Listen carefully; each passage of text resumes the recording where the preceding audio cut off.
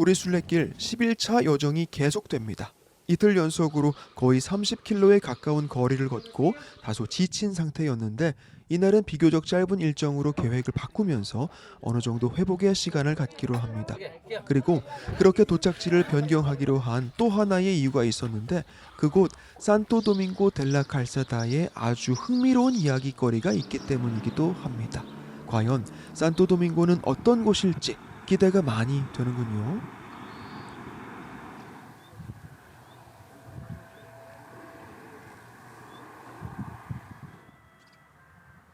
이제 포도주로 유명하다고 하는 리오화 지역의 중심에서는 슬슬 멀어져 가고 있습니다. 드넓게 펼쳐진 평야를 보고 있자니 물론 숨이 차기도 하지만 그보다 앞서 그저 아름답다는 생각이 훨씬 더 지배적이네요. 즐거운 발걸음 계속 이어서 갑니다.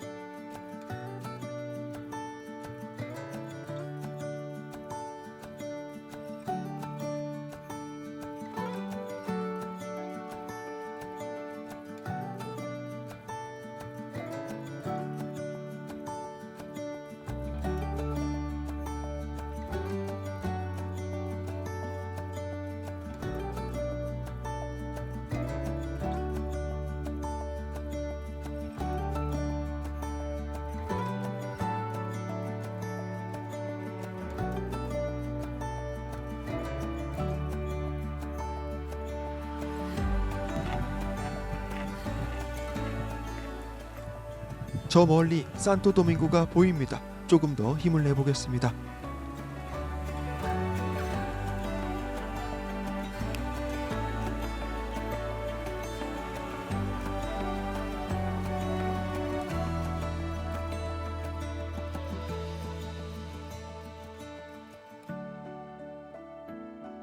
산토도밍고 델라 칼사다. 칼사다는 다져진 길이란 뜻이라고 합니다. 칼사다의 도밍고라는 성인이 이 도시를 세웠고 그의 이름이 곧 도시명이 된 것이죠. 도밍고 성인은 1019년 리오화 지역 어느 시골 마을 농부의 아들로 태어납니다. 젊어서 베네딕토 회에 들어가려고 했는데 어째서인지 받아들여지지를 못했습니다. 하지만 도밍고는 낙심하지 않고 은수 생활을 하면서 기도와 노동을 통해 자신의 성소를 살아가기로 합니다. 그리고 당시 이 지역으로 피레네를 넘어온 산티아고 순례자들이 많이 지나가곤 했는데 그들을 보고 도밍고는 그들을 위해 길을 내주기로 합니다. 말 그대로 위험한 늪과 개울을 정비하고 강 위에 다리를 놓고 주변을 개간하는 등 길을 다져 도로를 건설했습니다. 즉 칼사다를 닦은 것이죠. 이 길을 내는 작업이 도시의 기초가 되어서 순례자들을 맞는 호스피스, 즉 숙소와 병원 등의 시설 역시 세우도록 합니다. 이는 곧 왕실과 교회의 인정 또 후원을 얻게 되고 훗날에 세워진 주교좌는 도밍고 성인의 유해를 모시게 됩니다. 그렇게 이곳 산토 도밍고 델라 칼사다는 프랑스길 순례자들에게 아주 중요한 성지로 자리를 잡게 된 것이죠.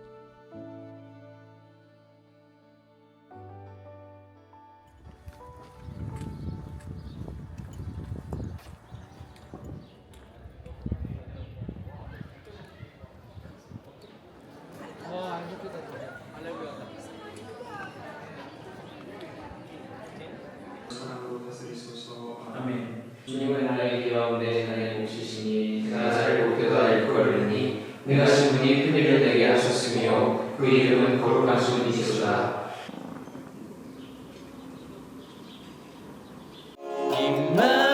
임마누엘 나와 함께 하시네.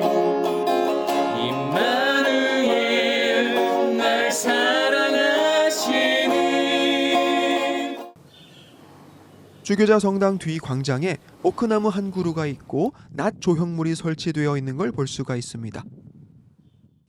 이 도시의 문장 문양으로 오크나무와 낫이 가운데에 그려져 있는데 이는 과거 이 지역이 참나무 숲으로 우거졌던 곳이라는 상징이라고 하네요. 그리고 자세히 보면 그 옆으로 닭과 수탉 한 쌍이 함께 그려져 있죠. 산토 도밍고는 바로 닭과 수탉의 전설로 유명한 도시입니다. 때는 바야흐로 중세 어느 시기 아마도 14세기 이전일 텐데 독일 쾰른에서 온 부부가 어린 청년 아들과 함께 산티아고를 향해 순례길을 걷고 있었습니다. 아주 신심 깊고 성실한 가정이었고 특히 아들이 그렇게 효심이 깊어서 동행하는 부모를 극진히 모셨다고 해요. 그러다가 이 가족은 산토 도밍고 델라 칼사다 근처의 여관에서 하룻밤을 묵게 됩니다. 그리고 그 여관을 운영하는 이들에게는 젊은 딸이 있었고 그 딸은 이 독일에서 온 순례자 아들을 보고 호감을 갖게 되어 적극적으로 관계를 제안을 합니다. 그러나 그 아들은 자신이 순례 중이었고 또 순결한 마음을 지키고 싶다는 뜻으로 그녀의 유혹을 정중히 거절해요. 그리고 그 거절은 여관집 딸에게는 큰 수치와 분노를 느끼게 했던 것이죠. 여관집 딸은 복수심에 차올랐고 순례자 가족이 떠나기 전에 자신들이 사용하던 식탁의 은잔을 아들의 짐 속에 몰래 넣습니다.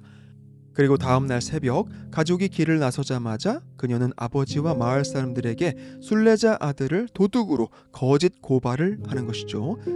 마을 사람들은 곧장 그 가족을 뒤쫓아가서 잡았고 조사를 해보니 과연 아들의 짐 속에서 은잔이 나왔습니다. 아들은 억울했지만 당시 중세법으로 더없이 확실한 증거를 근거로 절도죄를 뒤집어쓰고는 이내 교수형에 처해지게 됩니다. 당연히 부모는 큰 충격에 빠졌지만 반론을 제기할 수조차 없었고 결국 하느님께 의지하기로 합니다. 하느님께서 아들의 영혼을 돌보아 주시리라는 믿음 하나로 눈물을 머금으며 순례길을 이어가는 수밖에 없었던 것이죠. 그리고 그 부모는 순례길을 마치고 다시 산토 도밍고로 돌아옵니다. 아들이 처형됐던 나무 아래로 가보았는데 어떻게 된 일인지 아들의 육신이 여전히 교수대에 매달린 채 살아있는 것이었습니다. 이것은 다름 아닌 도밍고 성인의 중재로 하느님께서 억울한 아들을 죽음에서 보호하셨던 겁니다. 아들이 이렇게 말합니다. 도밍고 성인이 저를 지켜주셨습니다. 산티아고 길의 순례자를 다시 일으키셨습니다. 부모는 그 길로 마을 판사에게 달려가 아들이 여전히 살아있음을 보고합니다. 그러나 판사는 마침 저녁 식사를 준비하면서 접시 위에 구워진 닭과 수탉을 올려놓던 순간이었는데 마치 조롱하듯 말하는 것이죠. 당신의 아들이 살아있다고? 이 구워진 닭과 수탉처럼 살아있단 말이지? 그런데 바로 그 순간 테이블 위에 익혀져 있던 닭과 수탉이 일어났고 수탉이 꼬꼬댁하고 크게 울었습니다. 판사는 얼굴이 하얗게 질려버렸고 즉시 아들의 무죄를 선포하며 그를 풀어주도록 합니다. 이 기적을 기념하여 산토 도밍고 델라 칼사다 주교좌는 성전 안에 닭장을 마련해서 살아있는 닭과 수탉 한 쌍을 두도록 합니다. 이제 이 닭의 울음소리는 은총의 표징으로서 도밍고 성인이 여전히 우리 순례자를 돌본다라는 희망과 위안을 갖게 합니다.